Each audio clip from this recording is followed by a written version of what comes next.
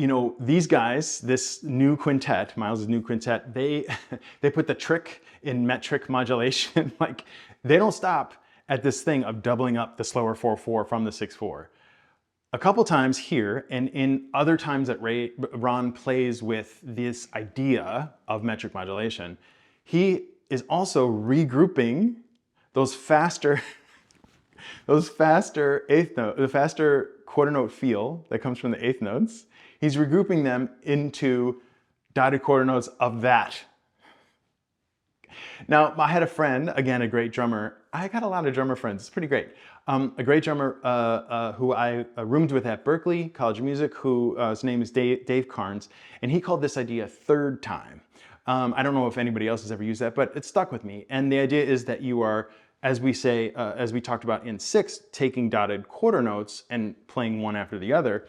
But when you do that in 4/4, it doesn't land evenly, okay, across the bar. Like harmonically, you can't follow, it's gonna go across the bar line. Whereas in 3/4, 6/4, it's an even distribution. That's one aspect of it. The other is that there's what I call sort of displaced third time. So you are starting this idea of grouping dotted quarter notes later than the downbeat. Oftentimes on the and of 1. Although it could be anywhere. Ron does this in this double time feel. So look at example 5 for example, and he just sort of alludes to it. So let's take a quick listen to example number 5.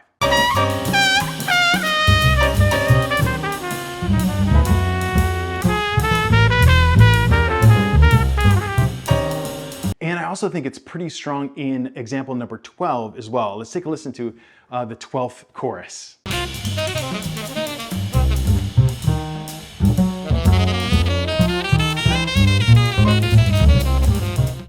So besides the actual transcription of what Ron played, I've included some pages just on metric modulations in general.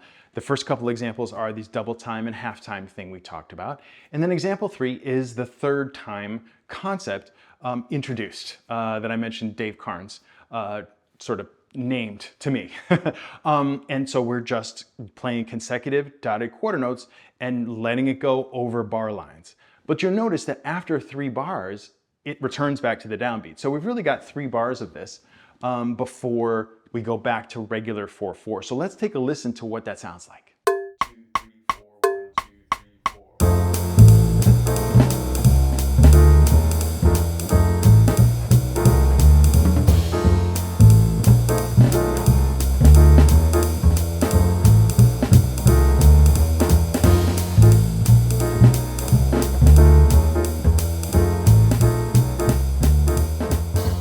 So in example 3, I should really call it 3A, we've got the same idea of the third time, but we're displacing it. So we're starting it on the and of 1, and this is a lot of fun to try with willing friends when you're performing. And really, it's okay to mess this up. It's not something that is necessarily intuitive. What is really, really helpful though, is to listen to actual examples of people doing it, to get it in your ear. I couldn't really do this at all until I heard it many, many times listening to live musicians doing it. So we want to try and mimic that as much as we can. Get it in your ear first before you sort of understand it analytically. But of course, notation helps in trying to communicate an idea. So hopefully that will be helpful to you. So this displaced thing, we started on the and of 1, and you could look at it 2 ways. You could say we've either got 2 measures before we return to a downbeat, because in measure 3 it is on the downbeat. But if you want to play like this full cycle we're playing of 8 notes, it takes 5 measures before we get back to a downbeat. So that's an interesting thing, I think, to note. And you'll see too this metric modulation marking where when we go back to regular time, that third time quarter note, the third time quarter note, actually will transform back into quarter note triplets is the real feel. Pretty wild, right? Let's take a listen.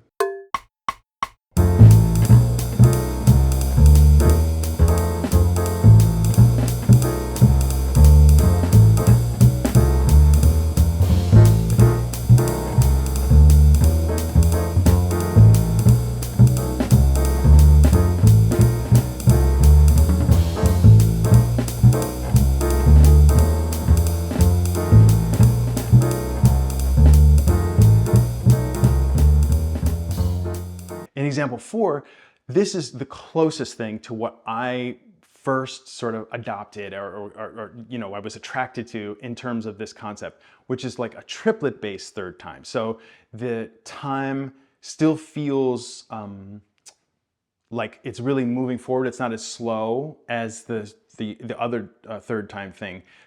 Obviously there's more triplets in a bar, so of course it's faster. But it just gives even more of a sort of like what is happening. You know what I mean? You feel like you've sort of left Earth for a second, like you're levitating, or you know, your gravity is gone, right? So it's this very same idea, but we are grouping the 8th note triplets into 2, and we just keep going with that idea. And you can take this as far or as, you know, not far as you want. I did figure out at some point how long it would take before you got back. I think it's maybe 7 measures before you get back to a downbeat.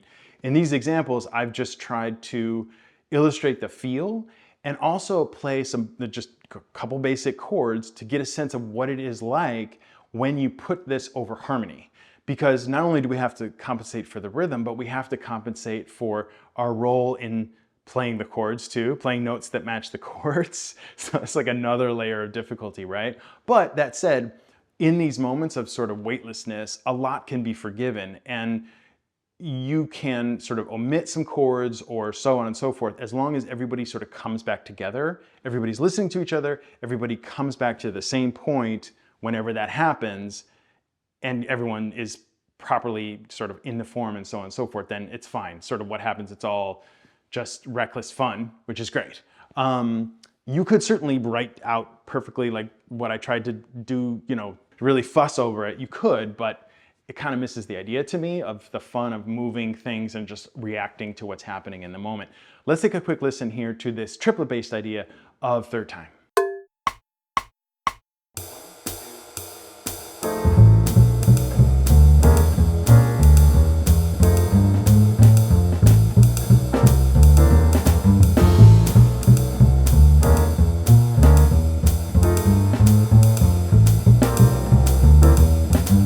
In example 5, I take the idea a little bit further, and what I'm thinking here is that I want to play more full phrases of this new quarter note that is in third time. As opposed to trying to adjust to when the harmony changes, I'm trying to force the full phrase out before I change the harmony. So that pushes that B flat 7 in bar 2 further along. It does not even happen close to the beginning of the bar, right? And so that keeps pushing in everything else. So at somewhere you've got to sort of take something out and compensate for that. But it's a fun thing to try, and I think adds to the illusion when you're able to make full phrases, you know, that you would expect. Like if I'm trying to make this sound like a new walking line in a different time, I want to play at least 4 beats of something that sounds like a walking line. So playing this example just right now, you'll notice that once that B flat happens, suddenly to me, I really hear like a new time, like, oh, we've really shifted somewhere. 1, 2, 3, 4.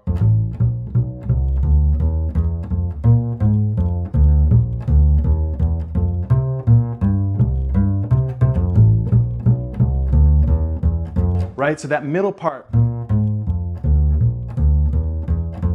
that sounds like a walking line, like a regular blues walking line, doesn't it? I mean, the first part also, there's that walk up, so that all sounds familiar to us, but man, all of a sudden it's like, what is happening, right? Which is super fun. The key, if you're gonna try it, again, is to really open up your ears. It's very hard to do, to listen to somebody else first before you, but, or equally, when you are trying to do something that is so difficult or so new. But keep trying, really.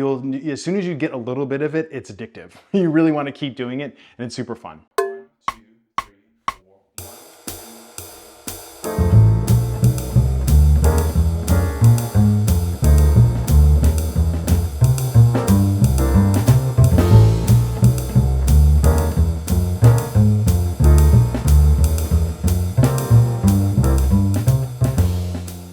Example 7 is just taking the same broad concept and applying it differently. Like here, I've taken quarter note triplets, and rather than changing the time, it's because I am grouping them in this very strong phrase, I'm just playing quarter note triplets, but because I'm playing that succession and repeating it, suddenly it does sound like there is like a new quarter note. So it's technically not changing any rhythms whatsoever. It's just by the phrasing of the notes themselves that make it sound like a different time. Let's take a listen.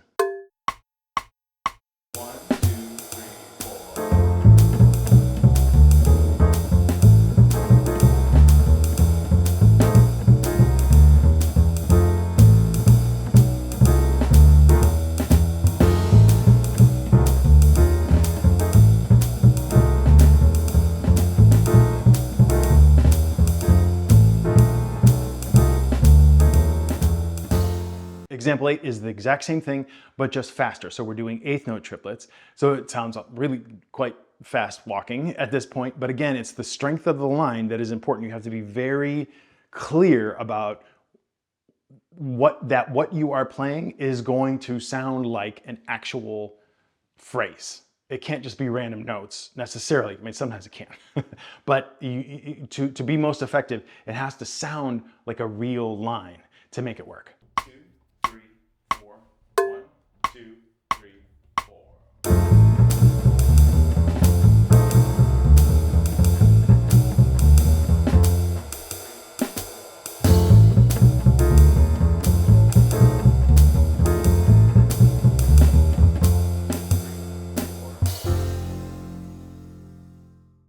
So to go back to what Ron was doing briefly, let's just sum it up. Like it's turtles all the way down. You all know this meme, like they're starting in 6/4. So there's six quarter notes. That goes into dotted quarter notes. Those quarter notes feel like new, those dotted quarter notes feel like new quarter notes.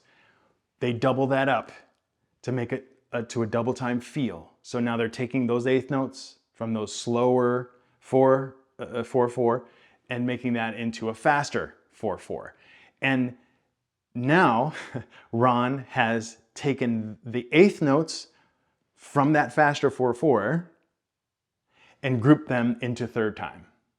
It's crazy. Not only does he do that, right? Not only does he go all the way down, but in the end of the tune, he is playing this polyrhythm thing that, in all honesty, I have not entirely figured out yet. First of all, you remember me mentioning at the beginning, polyrhythms are when two things are happening at the same time, but you can hear them distinctly. It's not hidden. So later in the tune, at the end of this recording, Ron plays like a phrase of 4 against a 6 feel or a 12/8 feel that Tony's doing, but I can't exactly figure out how Ron is doing it, like where exactly it's starting or how to write it necessarily. There are polyrhythms in Footprints already in the main melody. We hear it right at the beginning. You'll notice on the lead sheet, there's a 5/4 polyrhythm in the actual melody itself.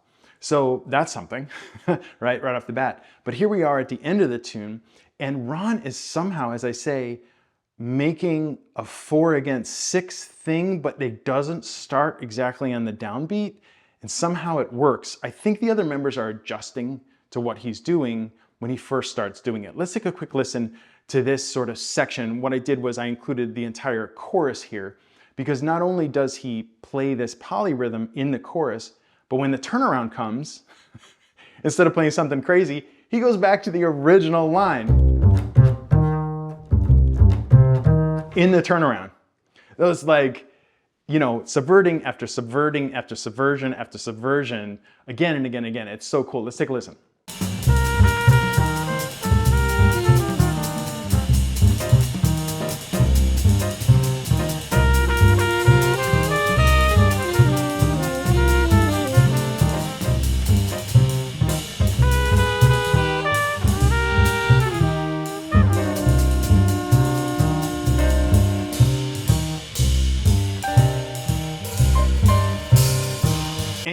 Icing on the cake to it all, after all these turtles all the way down, as I've said, and we've gotten to Ron playing polyrhythms of 4/6 or something like that, he then displaces that polyrhythm, that feel of a 4/6, not only displaces it, so he's starting on the and of something, I can't figure out what, and you will hear that the band joins him for a few measures of this completely displaced thing.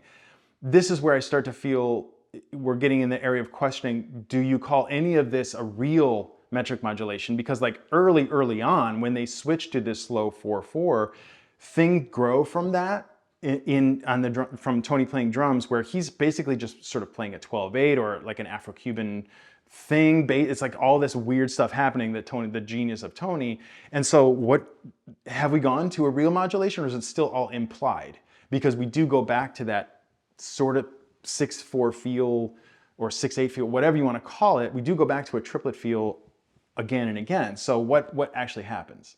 Nonetheless, going back to this. So you will hear that Ron not only plays this polyrhythm feel, he's definitely implying something else, starts it later, right?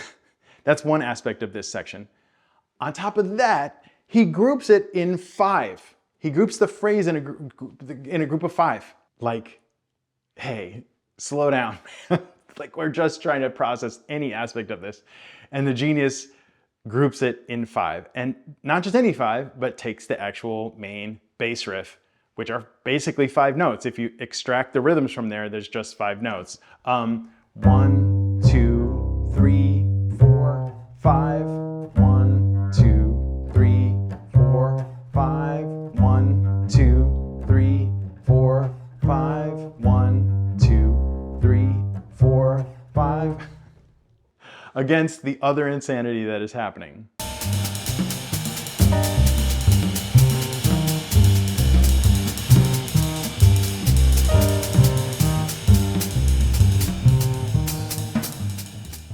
Yes, I know, in the other video I played it here. You know why I'm not playing it there right now? This jacket is too tight.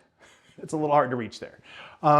Nonetheless, so what is in Ron's mind? Like, I have had the chance to meet him. I have not had the chance to have a lesson with him yet. I would be honored to do so. As you well know, he is an unbelievable educator.